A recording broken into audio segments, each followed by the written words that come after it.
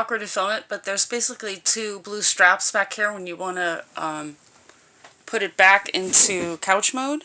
So you can flip this over on top of the other cushion and just push it back in.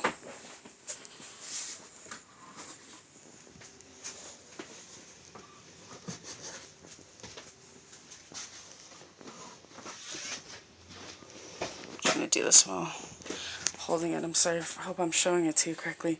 I try not to grab the cushions. I either grab the metal frame or these if I have both hands free. I'm going to just use the frame because I'm just trying to show you this. Boom, there it is. It's really simple, and basically you just lift this up all the way in order to get to the storage and just plop it right back down again. And then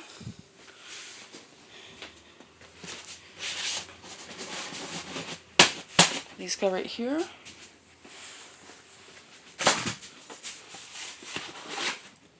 Right back there.